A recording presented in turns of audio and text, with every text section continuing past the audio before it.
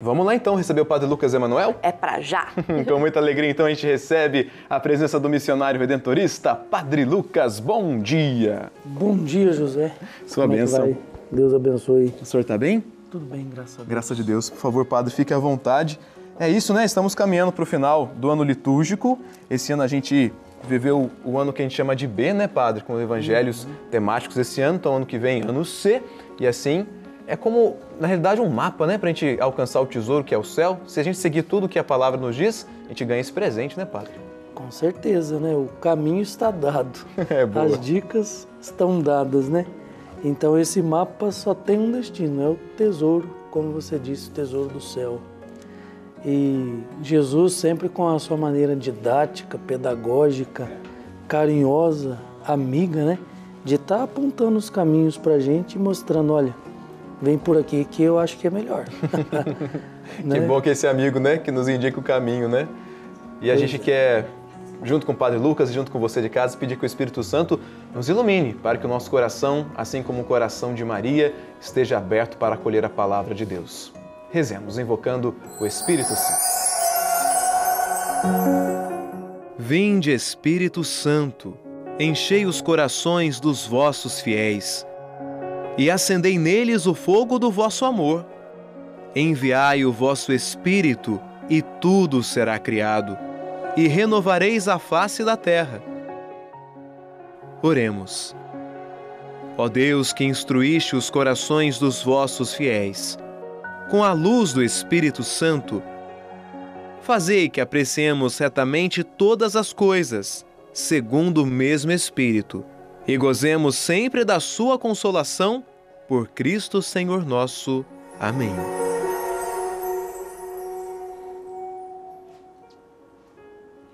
E hoje, dia de Santo André, apóstolo, nós vamos então refletir um pouquinho no Evangelho que fala sobre o chamado de Deus. Mateus capítulo 4, versículos 18 a 22, que o Padre Lucas Emanuel proclama para a gente agora. O Senhor esteja conosco. Ele está no meio de nós. Proclamação do Evangelho de Jesus Cristo segundo Mateus. Glória a vós, Senhor. Andando junto ao mar da Galileia, Jesus viu dois irmãos, Simão, chamado Pedro, e André, seu irmão. Estavam lançando a rede ao mar, pois eram pescadores.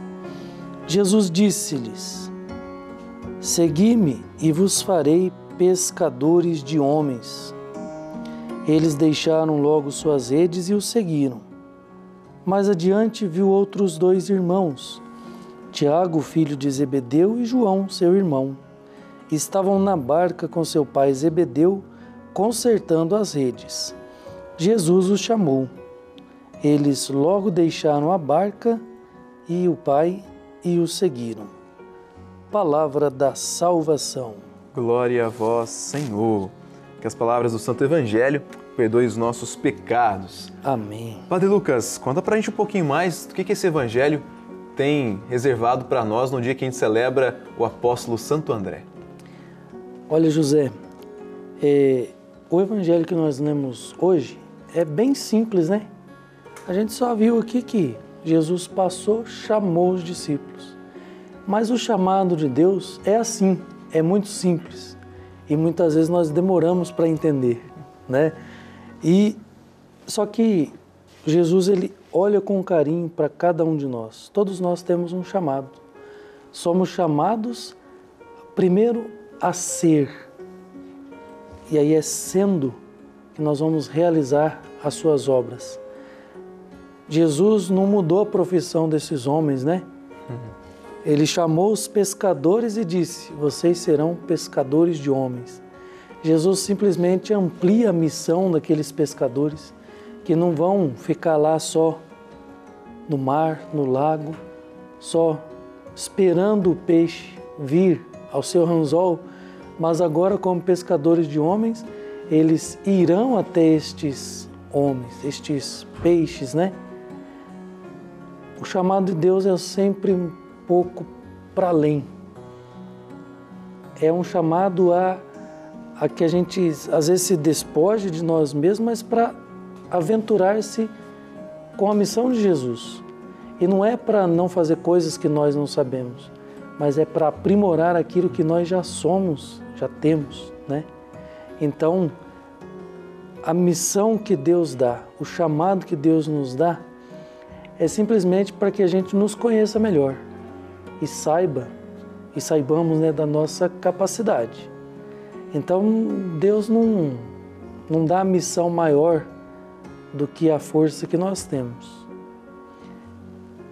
Jesus nos acompanha porque Ele sabe que em alguns momentos nós vamos estar mais fracos, mas como é a missão dele mesmo que Ele nos dá, então Ele sempre estará por perto. Os discípulos perceberam isso. O Pedro, o André, que nós celebramos hoje, o Tiago, o João e tantos outros que Ele chamou. E tantos outros que estão por aí, cumprindo esse chamado ou buscando discernir melhor esse chamado. Jesus chama para segui-lo. E aí, Zé, seguir Jesus não é simplesmente imitar Jesus. Seguir Jesus é continuar Jesus. Jesus chama esses homens aqui para ser continuação da sua missão. Então, para seguir Jesus, continuando Jesus, nós precisamos ter atitudes mais parecidas com as atitudes de Jesus. Nós missionários redentoristas, temos na nossa Constituição uma partezinha que diz assim: o redentorista é chamado a ser memória viva do Redentor. Que forte, bonito. É muito forte, né? Muito forte. Redentor, redentorista, né? Então a nossa missão é muito pesada nesse sentido e de poder ser presença do Cristo Redentor. E isso significa continuar a sua missão. Lá onde Jesus quer ir, o missionário redentorista tem que estar. Por isso a nossa Constituição vai dizer também, olha, o redentorista tem que estar preparado para as coisas mais difíceis, porque ele deve estar onde o Cristo mesmo quer estar. Mas não é só para nós redentoristas, é assim para todos nós, seres humanos, filhos e filhas de Deus. Deus nos quer lá onde nós estamos, lugar onde Ele mesmo quer estar, para que a sua presença seja restauradora, transparente em nós, né? E lá nós vamos continuar a nossa missão. Então, quem é casado é na sua família, né? Quem está na vida sacerdotal, religiosa, é ali. Enfim, Deus quer que nós estejamos inteiros, né? Onde Ele nos quiser. Então, o chamado de Deus potencializa aquilo que nós já somos, por causa da presença dEle.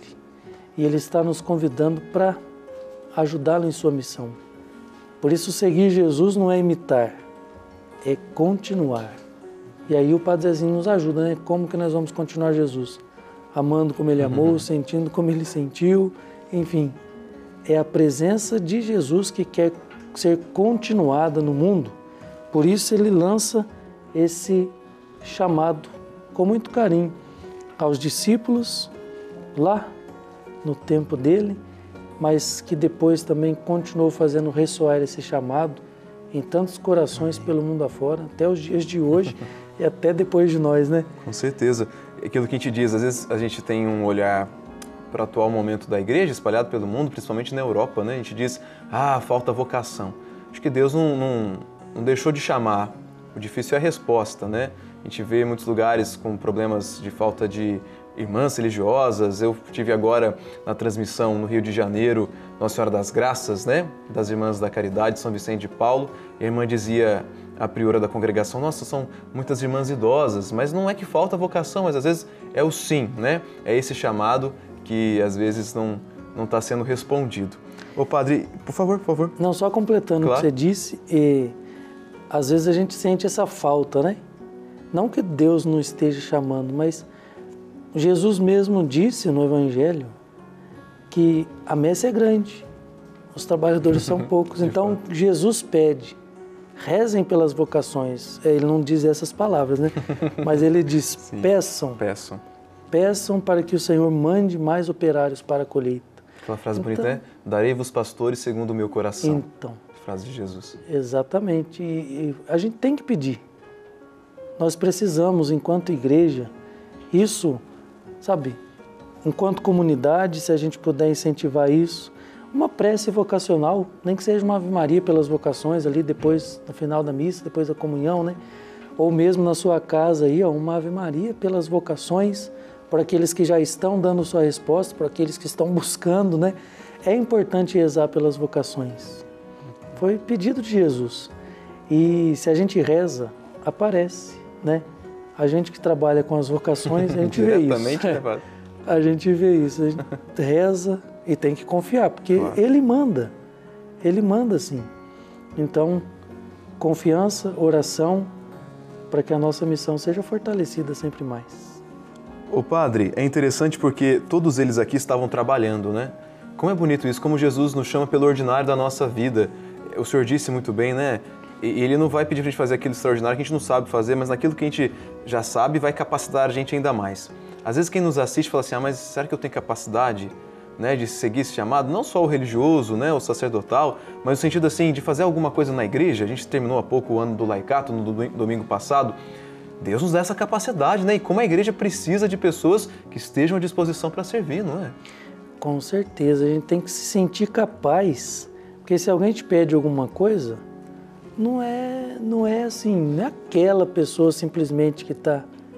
Que aí eu acho engraçado, né? Porque às vezes pede para uma pessoa fazer leitura e fala assim, nossa, eu esqueci meu óculos. Às vezes o óculos está na bolsa ali, mas não é o medo de enfrentar. É de fato. A gente não precisa ter medo. Quando alguém pede para você ler, não está pedindo nada demais, ué. Voz você tem. Sabe ler. Leitura você tem, então é só ler. Claro que não é só ler, palavra de Deus, você sente também.